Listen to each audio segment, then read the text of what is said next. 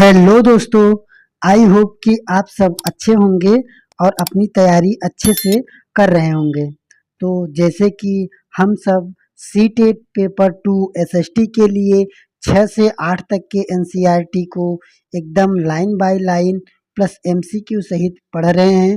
तो जैसे देखिए हम सब इतने पेज या एक पेज और दो पेज जितने पेज को पढ़ेंगे, फिर उस पेज से संबंधित जितना प्रश्न रहता है उस प्रश्न को करके तभी अगले पेज पर हम सब बढ़ते हैं। देखिए, तो आशा है कि ऐसा जो एक तरीका है आप सबको अच्छा लग रहा होगा। और देखिए दोस्तों, क्योंकि जो सीटेट बोला है कि एनसीईआरटी से पूछेंगे, तो आपको आप सबका भलाई इसी में है कि आप सब भी एनसीईआरटी को एकदम एक बार एकदम थ्योरी सहित पढ़कर तभी जाइए पेपर देने। और बहुत लोग रहता है जो सिर्फ और सिर्फ प्रीवियस ईयर लगाकर और मान लीजिए कहीं से सिर्फ मैराथन देकर जाते हैं, तो बस यही होता है कि वो 2 नंबर 3 नंबर से या तो फिर 2 या 3 बार पेपर देकर तभी पास होते हैं। तो अगर आप पहली बार जा रहे हैं तो अच्छे से एकदम एनसीईआरटी को अभी टाइम है, अच्छे से ऐसे थ्योरी पढ़ लीजिए। उसके बाद आज आप अगर प्रीवियस ईयर भी करेंगे तो तब पर भी आपको अच्छे से समझ में आएगा। और जो तिबारा या दोबारा देने जा रहे हैं उन्हें तो और अच्छे से समझ में आ गया होगा कि कहाँ से प्रश्न बनते हैं। तो देखिए, आज हम सब क्लास 7 का जो हिस्ट्री है, आज हम सबका तीसरा चैप्टर है। इसके पहले हम सबका क्लास 6 का तीनों पॉलिटी, हिस्ट्री और जियोग्राफी ऐसे ही सेम मतलब थ्योरी और एमसीक्यू सहित हो गया है। और आज हम सबका क्लास 7 का तीसरा चैप्टर है। तो चलिए शुरू करते हैं। और अगर वीडियो अच्छा लग रहा हो तो चैनल को सब्सक्राइब करो और अपने अन्य मित्रों के साथ शेयर करो। तो देखिए, है शीर्षक है कि दिल्ली क्या है, दिल्ली 12वीं से 15वीं शताब्दी। तो जो दिल्ली दिल्ली शासक थे या दिल्ली सल्तनत ऐसे पढ़ना है हम सबको, कितने से 12वीं शताब्दी से लेकर 15वीं शताब्दी के बीच यहाँ तक। अब देखिए, पहले पहले तोमर राजपूतों के काल में दिल्ली दिल्ली साम्राज्य की राजधानी बनी। तो याद रखना, यहाँ से पहला प्रश्न यही पूछा जाएगा कि जो दिल्ली था, दिल्ली राजधानी किसके शासन काल में बना या किसने बनाया? तो राजपूतों ने। बस इतना याद रखना। फिर आगे देखिए, लिखा है कि 12वीं सदी के मध्य में तोमरों को अजमेर के चौहानों ने परास्त किया। अब तब देखिए, यहाँ पर जब अब राजपूतों ने राजधानी बनाई तो इसके पहले यहाँ पर दिल्ली पर कौन राज कर रहा था? तो तोमर लोग थे। और यही तोमर लोग को अजमेर के, कहाँ के? अजमेर के चौहानों ने, जिसे चाहमान भी कहा जाता है, चाहमानों ने तोमरों को हराकर राजधानी बनाई। याद रखना। अब आगे देखिए, यहाँ पर लिखा गया है, तोमरों और चौहानों के राज्यकाल में ही दिल्ली वाणिज्य का एक महत्वपूर्ण केंद्र बना।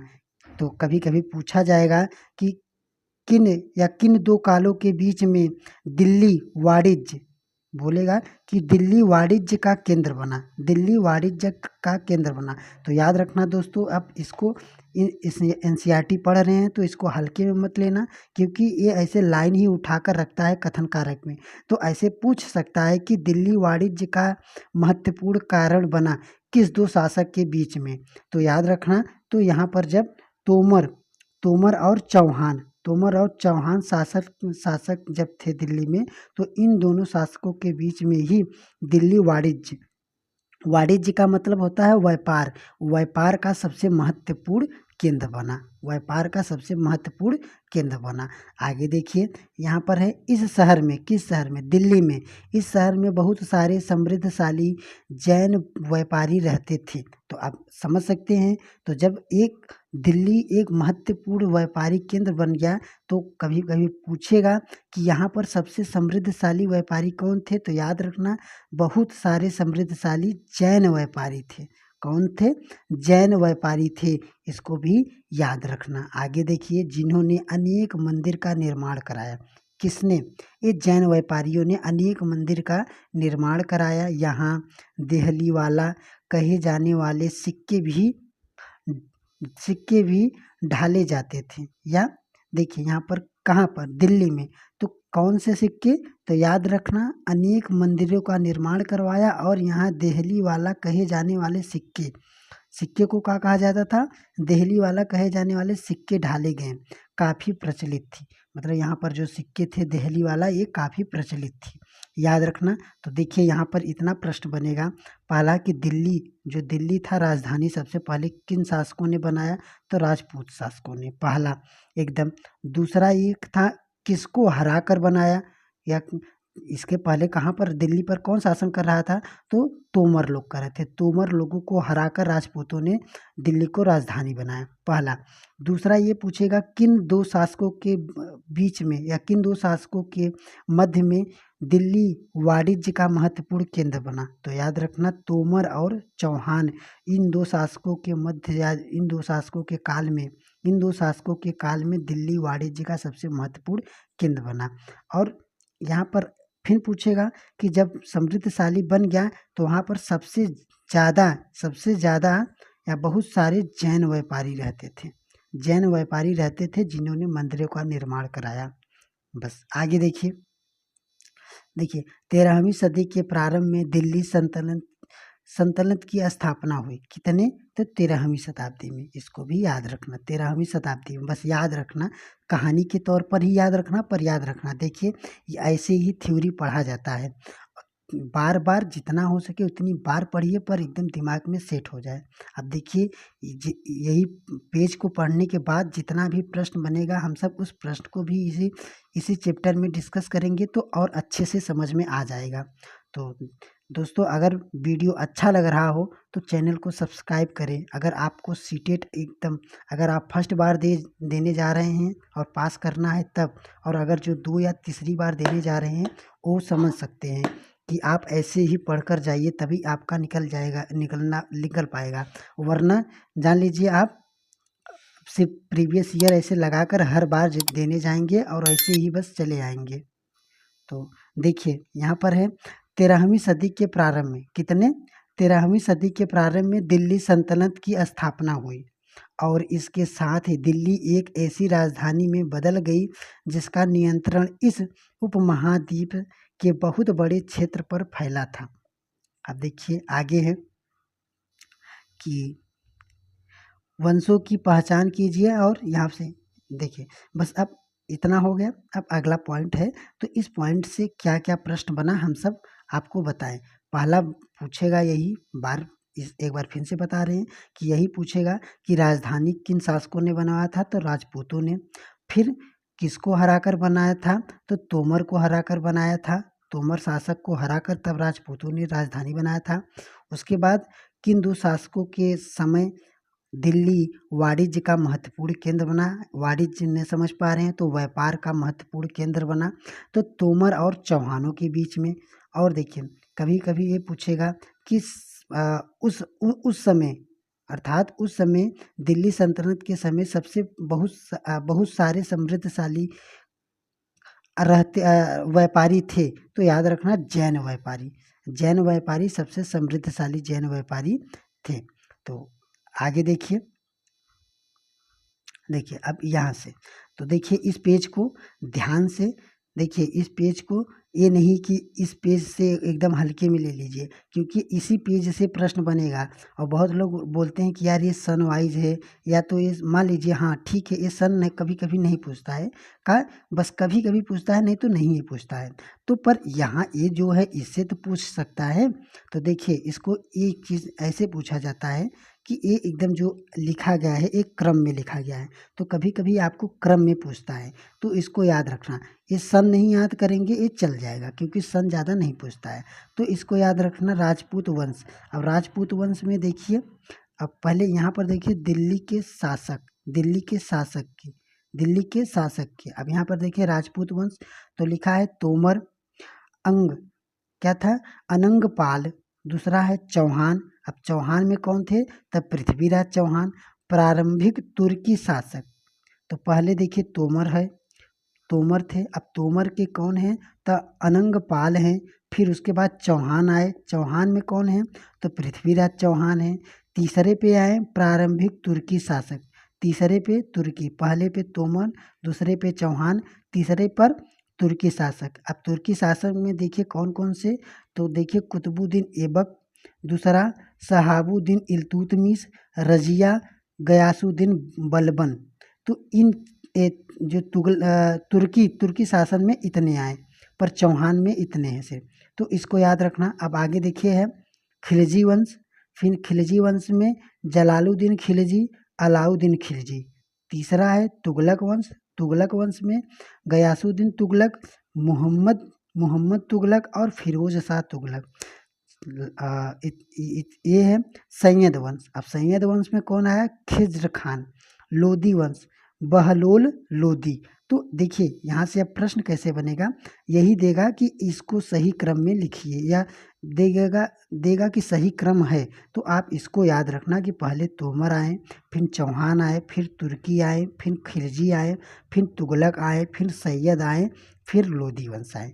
इसको याद रखना। और कभी कभी इससे ये पूछ सकता है कि मान लीजिए पूछ लिया खिज्र खान किस वंश के हैं, तो याद रखना ये सैयद वंश के हैं। मान लीजिए पूछ लिया खिलजी वंश के हैं, और इसी में दे दिया गयासुद्दीन खिलजी, अलाउद्दीन खिलजी, और यहाँ पर देखिए आपको गयासुद्दीन तुगलक दे दिया ना। तो आप हालांकि अगर तुगलक दे दिया तो आप समझ जाएंगे कि ये तुगलक वंश के हैं, पर गयासुद्दीन दे दिया तो आप कंफ्यूज हो जाएंगे, क्योंकि देखिए यहाँ पर भी गयासुद्दीन है, पर यहाँ गयासुद्दीन बलबन है, और यहाँ पर गयासुद्दीन तुगलक है। तो ये ऐसा तो विकल्प नहीं देगा, क्योंकि यहाँ पर देखिए यहाँ बलबन है, अगर बलबन नहीं लिखेगा, और या तो मान लीजिए बलबन लिख दिया, क्योंकि ये बलबन क्या था, तुर्की शासक था। तो अगर ऐसे लिख दिया तो आप कंफ्यूज हो जाएंगे। तो देखिए इस सन याद करिए या मत, पर इसको एकदम सही से एकदम याद कर लीजिए।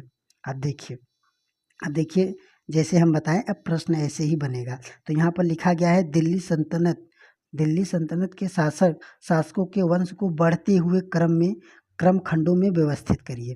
तो देखिए यहाँ पर दिया, अब इतना दिया था, बट उसमें से बीच से कहीं से उठा लिया है। तो पहले कहाँ से उठाया है, पहले तुर्की शासक से उठाया है, फिर तुर्की के बाद क्या है, देखिए हम दिखा दें। देखिए पहले क्या है, यहाँ पर देखिए तुर्की से उठाया है ना, तुर्की आए, तुर्की के बाद खिलजी आए, खिलजी के बाद तुगलक आए।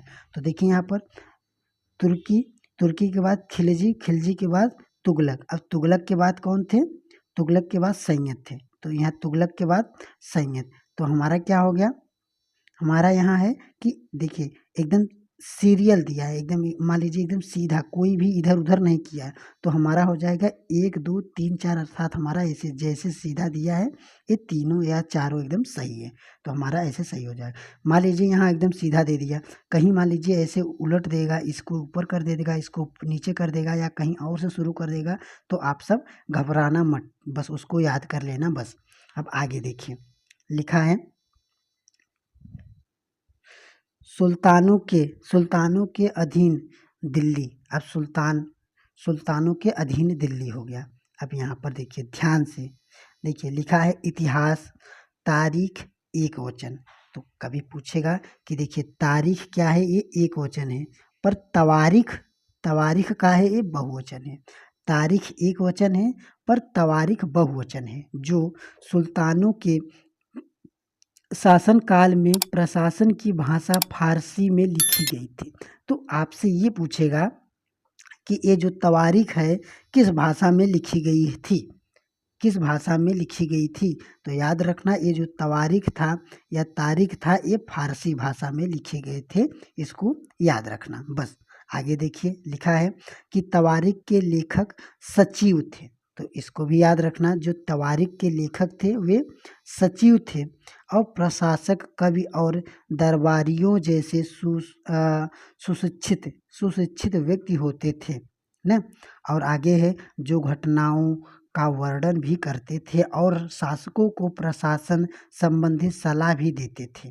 वे न्याय संगत प्रशासन के महत्व पर बल देते थे। तो देखिए दोस्तों, आप इतने वाक्य को हल्के में मत लीजिए, क्योंकि ऐसे पूरा वाक्य पूछेगा कि जो तवारीख थे, इतना जान लीजिए ये फारसी शब्द है, फारसी भाषा का शब्द था, पहली बात। दूसरी बात, अब देखिए तवारीख का सचिव कौन था, तो तवारीख के लेखक कौन था, तो सचिव थे।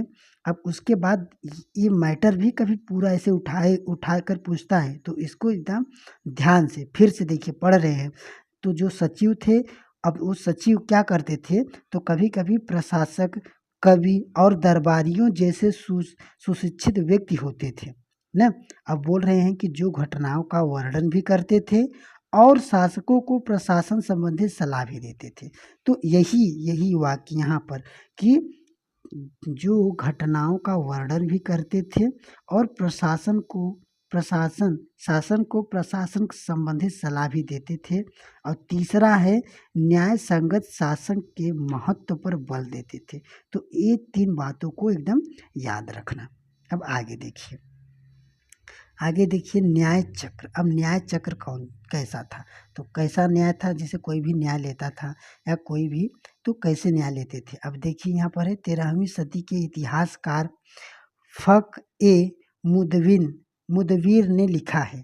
तो ये इतिहासकार हैं, ये तो यहाँ पर देखिए ये इतिहासकार हैं कि फग ए मुदवीर। अब इन्होंने क्या लिखा है, तो यहाँ पर देखिए पढ़ रहे हैं हम सब। तो लिखा है कि राजा का काम सैनिकों के बिना नहीं चलता है। तो इसको याद रखना। मान लीजिए इसे वाक्य दे दिया कि राजा का काम सैनिकों के बिना नहीं चलता है, कौन से इतिहासकार लिखे हैं, दे दिया इनको दे दिया फक ए मुदविन, या फिर दे दिया जो और थे इतिहासकार, 2-3 इतिहासकार का नाम दे दिया इसके पहले जो हम क्लास में पढ़े थे। और आप सब अगर नहीं पढ़े रहेंगे तो तुक्का लगाकर सिर्फ आएंगे। तो याद रखना कि राजा का काम सैनिकों के बिना नहीं चल सकता। ये बात सही है कि जब जो राजा है तो उनका राजा का काम सैनिकों के बिना चल सकता है नहीं। अब आगे लिखें, और जो सैनिक है उनका काम ऐसे समझिए, उनका काम वेतन के बिना नहीं चल सकता है। और फिर बोल रहे हैं वेतन आता कहाँ से है, तो किसान से एकत्रित किए गए राजस्व से। और मगर किसान भी राजस्व तभी चुका सकते हैं जब वे खुशहाल और प्रसन्न होंगे। ऐसा तभी हो सकता है जब राजा न्याय और ईमानदार प्रशासन को बढ़ावा दे। तो इस वाक्य को या इस कथन को ये जो इतिहासकार फख ए मुवीवर इन्होंने बोला है, तो इसको एकदम ध्यान से याद कर लेना, क्योंकि अभी इतने वाक्य में ऐसे उठाकर पूछता है। इन्हीं वाक्य को 4 लाइन बना देगा, एक वाक्य इसको रख देगा, फिर इसको रख देगा, फिर इसको रख कर ऐसे बना देगा कथन और कारक आपका। तो याद रखना। तो इनका कथन ये था कि जो राजा है ये सैनिक के बिना नहीं चल सकता है, और सैनिक वेतन के बिना नहीं चल सकता है। अब वेतन आता कहाँ से है, तो किसान जो राजस्व देते हैं उससे आता है। अब वो राजस्व कब देंगे, तो बोला गया कि राजस्व वो तभी देंगे जब वो खुशहाल रहेंगे। और खुशहाल कैसे होंगे, वो किसान लोग खुशहाल या खुशी कैसे रहेंगे, जब जो राजा रहता है वे एकदम ईमानदारी से प्रशासन करे और अच्छे से न्याय दे, तब जाकर किसान खुशी होंगे। अब उल्टा देखिए, जब राजा है, अब राजा अच्छे से न्याय देगा ईमानदारी से, तो प्रजा क्या होगा, प्रजा मतलब किसान लोग प्रसन्न रहेंगे। जब प्रसन्न रहेंगे तो अच्छे से खेती करेंगे तो राजस्व चुकाएंगे उसी से। तो जब राजस्व से सैनिक को दिया जाएगा तो सैनिक ही जब खुश हो जाएंगे तो सैनिक ही राजा के लिए काम करेंगे। अब समझ में आ गया होगा। आगे देखिए यहाँ पर लिखा गया कि ये कुछ और बातें ध्यान रखिए। देखिए अब तवारीख जैसे था, फारसी भाषा का शब्द था। आप यहाँ पर लिखा तवारीख के लेखक नगर में, विशेषकर दिल्ली में रहते थे। तो इसको भी याद रखना, कभी कभी पूछ सकता है कि जो तवारीख के लेखक हैं वे कहाँ पर रहते थे। तो तवारीख के लेखक विशेषकर वे कहाँ, दिल्ली में ही रहते थे। नगर, यहाँ पर देखिए एक वाक्य लिखा गया है नगर। तो अगर नगर हटाकर आपको बस यहीं गांव लिख देगा तो आप क्या होंगे, कंफ्यूज में आ जाएंगे। तो याद रखना इसको कि तवारीख के जो लेखक लोग रहते थे, तवारीख लेखक जो रहते थे वे प्रायः नगरों में रहते थे, और विशेषकर दिल्ली में के नगरों में। आगे लिखा गया है गांव में शायद ही कभी रहते थे। वे अक्सर अपने इतिहास सुल्तानों के लिए उनसे ढेर सारे इनाम या इकराम पाने की आशा में लिखा करते थे। तो इसको याद रखना कि वे इसलिए लिखते थे कि जो सुल्तान है, जो राजा है, उनसे हमें ढेर सारो इनाम मिले। आगे ये लेखक अक्सर शासकों को जन्म सिद्ध अधिकार और लिंग भेद पर आधारित आदर्श समाज व्यवस्था बनाए रखने की सलाह देते थे। कौन? ये जो तवारीख के सचिव रहते थे या लेखक रहते थे, ये सब जो राजा लोग रहते थे, शासक को क्या देते थे, मतलब क्या ज्ञान देते थे कि जन्म सिद्ध अधिकार अर्थात और लिंग भेद। अब इसका ये मतलब है कि जैसे उन सबको ये ज्ञान देते थे कि जैसे आप मर गए तो आपका बेटा ही राजा बने, ऐसा वो सब, यही सब जो तवारीख के लेखक रहते थे, ऐसा ही राजा को ज्ञान देते थे। तो यहाँ पर आगे देखिए, आदर्श समाज व्यवस्था बनाए रखने के लिए सलाह देते थे। और तो याद रखना यहाँ पर जन्म सिद्ध अधिकार के लिए क्या देते थे, ज्ञान देते थे, और लिंग भेद के लिए, और बोलते थे कि समाज में आधारित समाज व्यवस्था को बनाए रखने के लिए भी ऐसा सलाह देते थे। उनके विचारों से सारे लोग सहमत नहीं थे। तो यहाँ तक तो सही था, पर यहाँ इस पॉइंट को याद रखना कि जो वो सलाह देते थे तो उनसे का सारे लोग सहमत थे तो नहीं थे। इस बात को एकदम याद रखना, क्योंकि ऐसे पूछकर आप सबको समझ में नहीं आएगा कि देखिए यहाँ से पूछेगा और आप सब इतना जानते हैं कि हाँ ये सलाह देते थे, पर क्या जो सलाह देते थे वे सब लोग मानते थे? अगर ऐसे इसको ध्यान नहीं दिए रहेंगे तो आप जान लीजिए तुक्का मार कर चले आएंगे। तो इसको भी याद रखना। बस देखिए यहाँ पर तो सही है, हम खुद हाईलाइट नहीं किए, तो इसको भी पर ध्यान रखना कि वो सलाह तो देते थे कि हाँ आप सही से आदर्श समाज में व्यवस्था करिए और लिंग भेद के अर्थात पर और जन्म सिद्ध के अधिकार के लिए ऐसा देते थे, पर लोग सभी ऐसा नहीं मानते थे। आगे देखिए, सन 1236 में सुल्तान इल्तुतमिश किसके? तो 1236 में सुल्तान इल्तुतमिश की बेटी, कोई किसकी बेटी थी? तो इल्तुतमिश की बेटी रजिया, जो रजिया सुल्ताना थी, तो रजिया सुल्तान सिंहासन पर बैठी। तो ये वाला सन कभी पूछता है तो इसको याद रखना दोस्तों, क्योंकि ये एकमात्र शासिका है। तो ये कभी कभी पूछता है क्योंकि यही एकमात्र शासिका है। तो इसको याद रखना कब कि ये 1236 में इल्तुतमिश की बेटी है, ये सिंहासन पर बैठती है ना। आगे है, उस युग के इतिहासकार, किस युग के?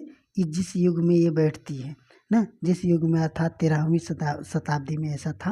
अभी हम सब तो 13वीं शताब्दी में उस युग के जो इतिहासकार थे मिनहाज ए सिराज थे। इसके पहले अभी हम सब कौन से इतिहासकार को देखें? तो ये फ़ख ए मुविंद।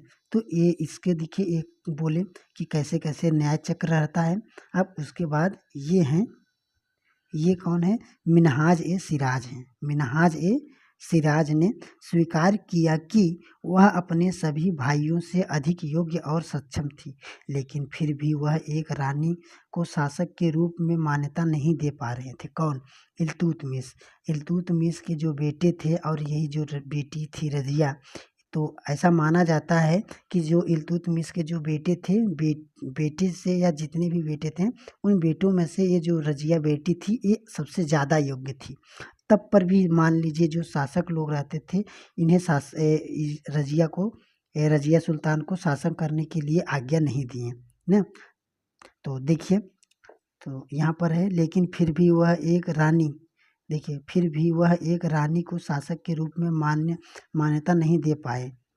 दरबारी जन भी उनसे स्वतंत्र रूप से शासन करने की कोशिश से प्रसन्न नहीं थे। सन 1240 में उसे सिंहासन से हटा दिया गया। मतलब देखिए यहाँ पर 1236 में सिंहासन पर वो बैठी थी सिंहासन को, और 1240 में उसको उतार दिया गया, क्योंकि ऐसा विवाद हो गया कि नहीं, कोई स्त्री ऐसा शासक नहीं कर सकती है, ऐसे हम सबको खतरा रहेगा। जो प्रजा लोग रहते थे वो भी ऐसा साथ नहीं देते थे। तो देखिए थोड़ा यहाँ से पढ़ेंगे कि क्या होता है कि देखिए जन्म सिद्ध अधिकार क्या होता है। जैसे कि हम सब बताएं, जन्म के आधार पर विशेषाधिकार का दावा। उदाहरण के लिए लोग मानते थे कि कुलीन व्यक्तियों को कुछ खास परिवार में जन्म लेने से कारण शासक करने का अधिकार विरासत में मिल जाता है ना, इसे हम जन्मसिद्ध अधिकार कहते हैं। जैसे कि मान लीजिए किसी के पिता बिजनेसमैन हैं और उसका जो पुत्र हुआ तो जितना भी वो बिजनेस बढ़ाए हैं उसको आराम से जन्म सिद्ध से ही मिल जाएगा उसको, ऐसा इसी को हम जन्म सिद्ध बोलते हैं। तो आगे है देखिए लिंग भेद। स्त्रियों तथा पुरुषों के बीच सामाजिक और शारीरिक रचना संबंधित अंतर आमतौर पर यह तर्क दिया जाता है कि ऐसे अंतर के कारण पुरुष स्त्री की तुलना में श्रेष्ठ होती है। तो इसको याद रखना, पुरुष स्त्रियों की तुलना में श्रेष्ठ होते हैं, इसको हम लिंग भेद कहते हैं। तो आशा है कि इतना अच्छे से समझ में आया होगा। बस इतना ध्यान देना आपको कि यहाँ पूछेगा कि रजिया सुल्तान कभी कभी पूछता है कि कब गद्दी पर बैठी या कब सिंहासन पर बैठी, तो 1236 में, और कब हटाया गया उनको तो 1240 में ना। और याद रखना कभी पूछेगा कि किसकी बेटी थी, तो इल्तुतमिश की बेटी थी। उसके बाद इल्तुतमिश की बेटी थी, उसके बाद बताया गया उस समय के जो इतिहासकार थे कौन थे, तो मिन्हाज ए सिराज थे। आगे देखिए यहाँ पर है रजिया के बारे में मिन्हाज ए सिराज के विचार। तो अब देखिए जो मिन्हाज ए सिराज इतिहासकार थे उन्होंने रजिया के बारे में क्या कहा है, अपना मत दिया है, विचार दिया है। तो लिखा है इन्होंने कि मिन्हाज ए सिराज का सोचना था कि ईश्वर ने जो आदर्श समाज व्यवस्था बनाई है उनसे अनुसार स्त्रियों को पुरुषों के अधीन होना चाहिए। तो इस वाक्य को एकदम ध्यान से दोस्तों देखिए, हम पूरा नहीं पढ़ते हैं तब पर भी आप सबको प्रश्न बता दे रहे हैं क्योंकि प्रश्न हम सेट किए हैं बगल पेज में। तो यहाँ पर ऐसे अभी यही पूरा ये जैसे हम यहाँ हाईलाइट किए ऐसे पूरा लाइन को उठाकर रखा है। तो पूछा गया है कि जो स्त्रियों को पुरुषों के अधीन होना चाहिए किसके अनुसार, या किसने ऐसा बोला, ऐसा किसने बोला। तो यहाँ पर मिन्हाज ए सिराज का विचार था कि जो पुरुष स्त्रियां हैं या स्त्रियों को पुरुषों के अधीन होना चाहिए। और रानी का शासन इस व्यवस्था के विरुद्ध था, अर्थात वह अधीन नहीं थी, वो तो खुद शासन कर रही थी। इसलिए वह पूछता है कि खुदा की रचना के खाते में उसका ब्यौरा चूंकि मर्दों की सूची में नहीं आती, इसलिए इतनी शानदार खूबियों से भी उसे आखिर हासिल क्या हुआ। अर्थात वो सब मान लीजिए अच्छे से अच्छे उसके अंदर गुण थे। क्षत्रिय जो क्षत्रिय होते हैं उन क्षत्रिय का जो गुण होता है सब उसके पास, रजिया के पास मौजूद थे। तब पर वो ऐसा राज नहीं कर पाई, बस रीजन ये था कि वो स्त्री थी। आगे देखिए यहाँ पर है रजिया ने अपने अभिलेखों और सिक्कों पर अंकित करवाया कि वह सुल्तान इल्तुतमिश की बेटी है। तो इस वाक्य को एकदम ध्यान से, क्योंकि इस वाक्य को ऐसे पूरा लाइन उठाकर कथन में रखा है तो कभी पूछा है, दिखाएंगे अभी हम इसी में। तो अगर आप कभी प्रीवियस ईयर भी देखेंगे तो बहुत बार प्रीवियस ईयर में ऐसे ये पूरा वाक्य ही मिलेगा। अगर आप प्रीवियस ईयर को देखते होंगे तो आप कितनी बार ऐसे पाए होंगे इस वाक्य को। तो देखिए ऐसे पूछा जाता है कि रजिया सुल्तान जो थी, रजिया ने अपने अभिलेखों में न अंकित करवाया था कि वो हम अपने पिता के इल्तुतमिश की बेटी है। ऐसा ये नहीं कि हाँ बस जैसे राजा लोग होते हैं तो राजा बस अपना नाम लिखवाते हैं, रजिया ने ऐसा नहीं किया था। उसने बस लिखवाया था सिक्के में कि मैं इल्तुतमिश की बेटी हूँ। आगे देखिए लिखा है आधुनिक आंध्र प्रदेश के वारंगल क्षेत्र में किसी समय काकतीय वंश का राज्य था। किस समय? आंध्र प्रदेश में। कहाँ पर? आंध्र प्रदेश में वारंगल क्षेत्र में किसी समय काकतीय वंश, इसको याद रखना, किस काकतीय वंश का राज्य था। उस वंश की रानी रुद्रमा देवी। तो याद रखना ये पूछा जाता है कि ये जो रुद्रमा देवी थी ये किस वंश की थी, तो काकतीय वंश की। किस वंश की? तो काकतीय वंश की। अब देखिए इनका इसलिए आया है क्योंकि ये जो रुद्रमा देवी थी ये भी एकदम रजिया सुल्तान की तरह ही थी। तो पर इसमें और रजिया में क्या अंतर है ये इसलिए यहाँ पर आया है। रजिया के पास बात जस्ट इनका इसलिए आया है। तो अब देखिए रजिया ने तो अपने सिक्के जारी किया, पर उस सिक्के में उन्होंने ऐसा जारी किया कि मैं इल्तुतमिश की बेटी हूँ। पर ये जो रुद्रमा देवी थी, इन्होंने क्या किया, पहली बात तो ये काकतीय वंश की थी, इतना याद रखना। उसके बाद देखिए इन्होंने क्या भय पैदा किया था, तो इन्होंने बताया कि अब इनका देखिए सन है कि 1262 से 1289 के, तो ये सन कभी नहीं पूछेगा। यहाँ पर देखिए रजिया का व्यवहार बिल्कुल विपरीत है। इनसे इनसे जो रुद्रमा देवी और रजिया का व्यवहार जो था ये बिल्कुल विपरीत था। क्योंकि देखिए यहाँ पर है कि रुद्रमा देवी ने अपने अभिलेखों में अपना नाम पुरुषों जैसा लिखवाया था, अपने पुरुष होने का भ्रम पैदा किया था। और जबकि क्या जो रजिया थी वो ऐसा कुछ नहीं था। उन्होंने सिक्का जारी किया, पर उन्होंने बताया एकदम साफ अक्षरों में लिखवाया था कि मैं इल्तुतमिश की बेटी हूँ। पर ये जो काकतीय वंश की ये रुद्रमा देवी थी, इन्होंने ऐसा नहीं, उन्होंने अपना पुरुष जैसा नाम लिखवा कर और पुरुष होने का भ्रम पैदा कर दिया प्रजा में। तो आगे देखिए, इतना समझ में आ गया। आगे देखिए लिखा है, एक और महिला शासिका थी, पहला रजिया, दूसरा रुद्रदमा देवी, और ये कहाँ की थी, काकतीय वंश की। अब तीसरा कौन है, तो यहाँ पर है देखिए लिखा है कि एक और महिला शासिका थी, कहाँ की, कश्मीर की। इसको देखिए यहाँ पर ही पूछा गया है कि कहाँ की थी, कश्मीर की। क्या नाम है, तो उनका है, उनको दीदी कहा जाता है। दीदी को हम बड़ी बहन कहते हैं, उनको दीदी कहते थे। तो ये दीदी कहाँ की शासिका थी, तो ये कश्मीर की शासिका थी ना। हाँ, जाहिर है कि प्रजा ने अपने प्रिय रानी को स्नेह भरा संबोधन करते थे, इसलिए उनको दीदी कहा जाता था। तो याद रखना, देखिए यहाँ पर तीन शासिका आई। पहला थे रजिया, जिन्होंने, बस इतना याद रखना, 1200 कितने में, इन्होंने 1236 में, ऐसे था ना, यहाँ पर देखिए इन्होंने शासक कब किया था, 1236 में। यहाँ पर देखिए 1236 में इन्होंने गद्दी पर बैठा था, किस, रजिया ने। उसके बाद 1240 में इन्हें हटा दिया गया। उसके बाद बस इनके बारे में इतना। और एक बात याद रखना, इन्होंने जो सिक्का जारी किया था, उस सिक्के में अंकित करवा था कि मैं इल्तुतमिश की बेटी हूँ। पर रुद्रमा देवी थी, एक काकतीय वंश की थी, ये बात याद रखना। दूसरी बात ये याद रखना, इन्होंने पुरुष जैसा नाम लिखवाकर प्रजा में भ्रम पैदा किया था। तीसरे में आती हैं दीदी, जिसे कहा जाता है, एक ऐसा पूछा जाता है ये कहाँ की शासिका थी, तो याद रखना ये कश्मीर की शासिका थी। बस इतना। अब आगे देखिए लिखा है, खिलजी और तुगलक वंश के अंतर्गत प्रशासन, नज़दीकी से एक नज़र, अर्थात अब बताया गया खिलजी और तुगलक वंश के अंतर्गत प्रशासन। तो ध्यान से अब यहाँ से देखिए, यहाँ पर लिखा है कि दिल्ली सल्तनत जैसे विशाल साम्राज्य के सम्मेलन के लिए विश्वसनीय सूबेदारों और प्रशासकों की जरूरत थी। दिल्ली के प्रारंभिक सुल्तान, विशेषकर इल्तुतमिश, दिल्ली के जो सुल्तान थे, विशेषकर इल्तुतमिश, सामंतों और जमींदारों के साथ पर अपने विशेष गुलामों को सूबेदार नियुक्त किया। किसने, तो ये जो इल्तुतमिश से ये इन्होंने अपने सामंतों और विशेषकर गुलामों को ना, किसने, इल्तुतमिश ने अपने सामंतों और गुलामों को विशेषकर सूबेदार नियुक्त किया।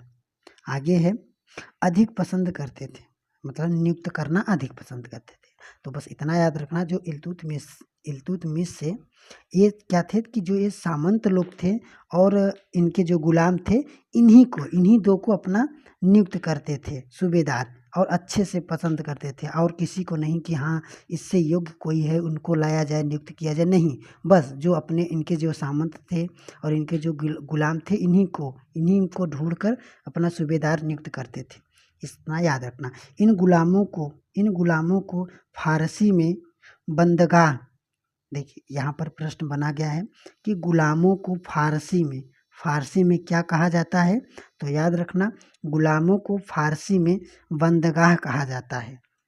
गुलामों को फारसी में बंदगाह कहा जाता है, तथा इन्हीं सैनिक सेवा के लिए खरीदा जाता है। किन्हें, गुलामों को किस लिए खरीदा जाता है, तो सैनिक के सेवा के लिए खरीदा जाता है। इतने बात को, इस इतने वाक्य को, इतने पूरा वाक्य को पूरा याद रखना, इतने और ज़्यादा कुछ नहीं। यहाँ जो हाईलाइट किए हैं इसको याद रखना, याद मतलब कि जो सूबेदार थे इल्तुतमिश थे, वे सामंत और गुलामों को ही सूबेदार नियुक्त करते थे। ये कभी नहीं पूछा गया, पर ये पूछा गया है कि गुलामों को फारसी में क्या कहा जाता था, तो याद रखना बंदगाह।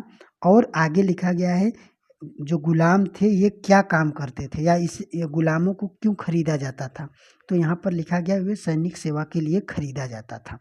आगे है, इन्हें राज्य के कुछ बहुत ही महत्वपूर्ण राजनीतिक पदों पर काम करने के लिए बड़ी सावधानी से प्रशिक्षित किया जाता था। किसके लिए, तो उन्हें जो राज्य के महत्वपूर्ण राजनीतिक पदों के लिए भी प्रशिक्षित किया जाता था। वे चूँकि पूरी तरह अपने मालिक पर निर्भर रहते थे। तो इसको भी याद रखना, क्योंकि ये सब वाक्य बहुत खतरनाक है। कभी कभी पूछता है कि जो गुलाम थे वे अपने मालिकों पर पूरी तरह से निर्भर रहते थे या नहीं, ऐसे पूछा जाएगा। तो यहाँ पर लिखा गया है कि जो गुलाम रहते थे वे अपने मालिकों पर पूरी तरह से निर्भर रहते थे। ये नहीं कि जब उनको नियुक्त कर दिया गया सूबेदार वगैरह या और किसी पद पर तो वो अपने आप को स्वतंत्र समझे, ऐसा नहीं था। वे पूरी तरह अपने पूरा निष्ठा से मालिक पर निर्भर रहते थे।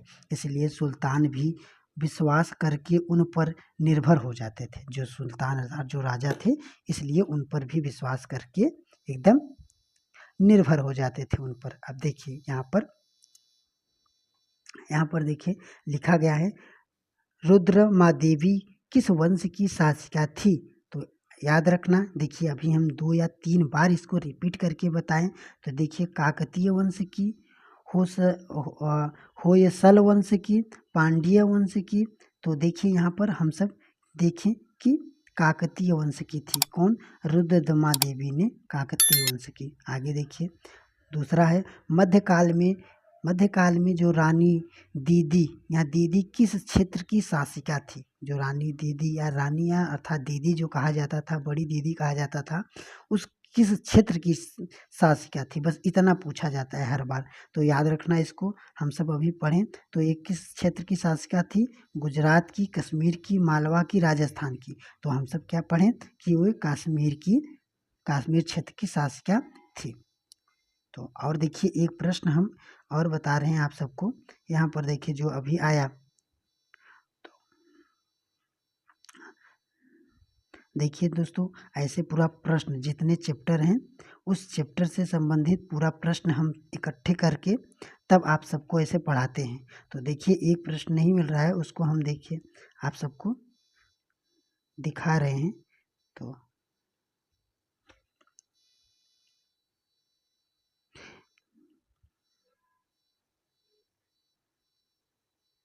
देखिए यहाँ पर था,